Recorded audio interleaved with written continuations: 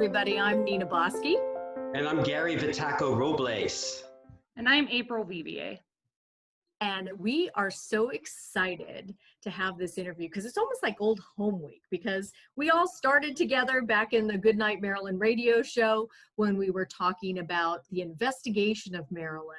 But now it is so much more. It's about Gary Vitaco's bringing his book to life, as well as we're going to talk about some of April's works because she has done a lot as well. So Gary, take it away. I'm so happy that April has joined us. April, you've been a friend and colleague to me now for many years, and I'm very excited about the Marilyn projects and other projects that you have. So just to introduce you to our audience, I'd like to say that April has published Marilyn Monroe, A Day in the Life, and I love the title of her other biography, Puff Felicity, an appreciation of Jane Mansfield. And you can also find April on her various blogs.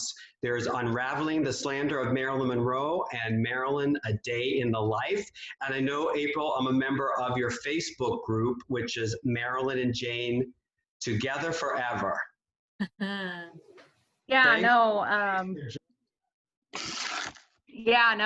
Obviously I have gone in a lot of different directions since we were doing Goodnight Marilyn, but it's good to be back. Good to have you. Great to have you. Yeah. And April and I met probably, I think it's been about 5 years. We met at a Barnes and Noble, I believe in maybe Wesley Chapel, Florida, or something like that. Yes. Oh my gosh. Yes. And I had my son, and now he's almost 5 feet tall, Gary. So I've grown out, he's grown up. So it's been great. That's great. That's great. So yes. So Gary, before you jump in with your questions, I just have to say, April and I met on Twitter with Goodnight Marilyn when I was getting something wrong, which back in the day, I didn't know that much. And she so politely said, I don't think you know what you're talking about. So as for anybody that is getting to know Marilyn, these are two of the most researched experts in the Marilyn community. There's a few of them, but these guys are really good. So. But April really takes the crown as being the queen of research. Yes. Oh, I don't know about that, but yes, thank you. Her reputation is outstanding. She's really the go-to person in the Maryland community these days. So whenever there's a question, there's always a tag to April, and usually she gets back really quickly, and she's got quite a detailed response with her sources included. Oh, well, thanks, Gary. You make me sound so great. So I love this introduction.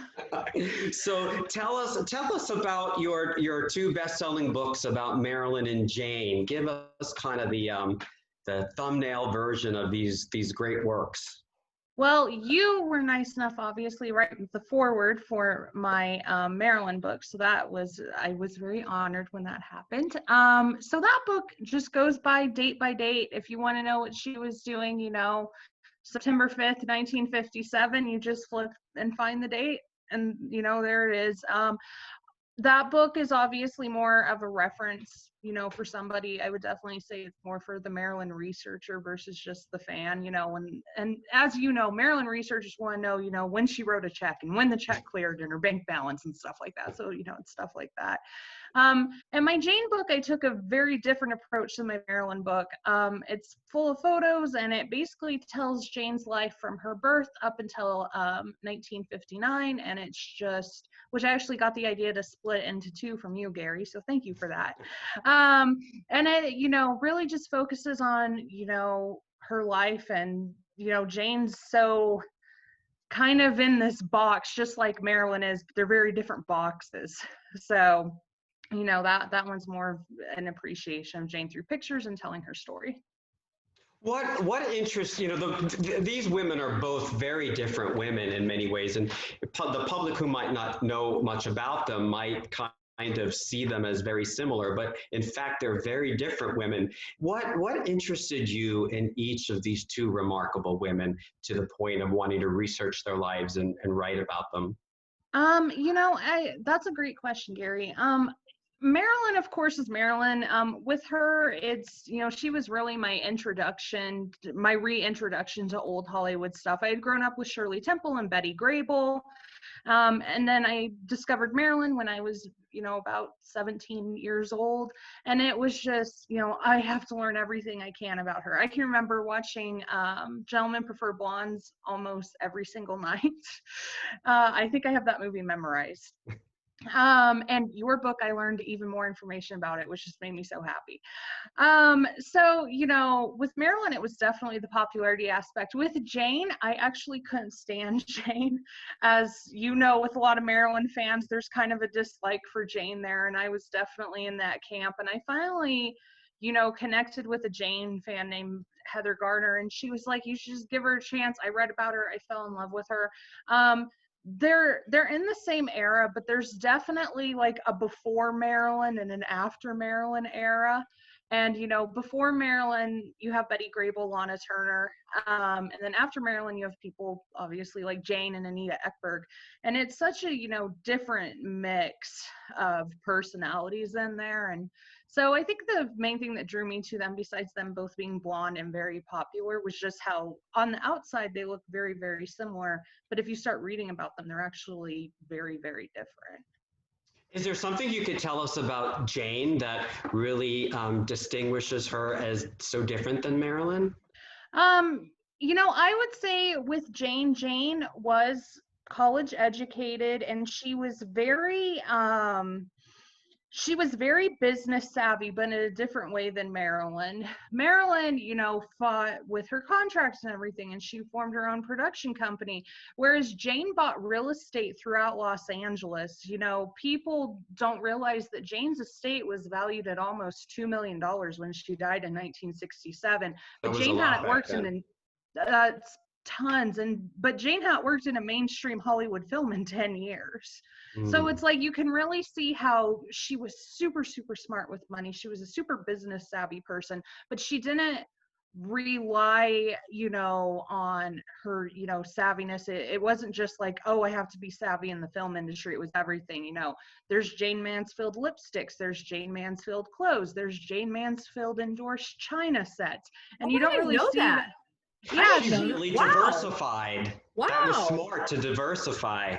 Exactly. And so she, you know, was able to continuously bring in, you know, income. With Mickey Hargitay, they own several apartment complexes throughout Los Angeles. And I know that Mickey continued to own one of them up until the 80s. Elisa would know this better than me, but I believe Motley Crue stayed at one of his apartment complexes. And he was kind of a slumlord figure, but you know, I don't know, Jane's just like a really business savvy person, and that really gets, you know, overshadowed with how her public persona is. You know, isn't that interesting? Oh, go ahead. Sorry, Gary, but I just wanted to interchange there. I find it very interesting that these blonde bombshells have this persona on the outside, but on the inside, they're these very, so you perceive them one way, but look at how smart they both were. Yeah. And are there other commonalities that these two women had aside from their physical appearance? Well, of course, as you know, both were signed with Fox. You know, I know people watch Jane's movies and they go, oh, she's just imitating Marilyn. But if you really watch her films, they're much more sexualized. But I would say a big thing with Jane and Marilyn that they had in common was that Daryl Zanuck both disliked both of them. So I would say that that's, you know, a pretty big thing right there. But, you know, really personality wise and stuff, they're very different people. The only other thing I would say that they probably had in common was that sadly both did struggle with, you know, certain addiction issues and stuff like that. But I think that a lot of that you can tie back to the studio and how the studio was on stuff. I know. Oh my gosh, they would like give you a B12 shot with all these barbiturates in it, right? You know, so it's back in the day, it was like, you think about how antiquated it is now, but I wonder what they're going to say 50 years from now, right? When they'll look back and say, look at how antiquated they were, right? So are there any Any inclination to work on another subject?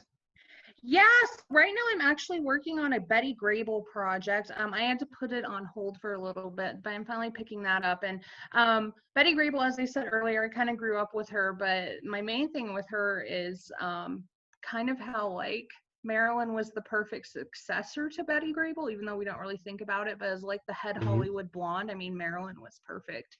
Betty, you know, symbolized the 40s, Marilyn symbolizes the 50s. So I got a question for you. Anything that you maybe want to do after Betty? Maybe Jean Harlow? Go back a little bit further. Oh goodness. No, trust me. Daryl Rooney and Elisa both have the Jean Harlow market cornered off. I've actually played around with the idea of continuing with my 50s blonde thing.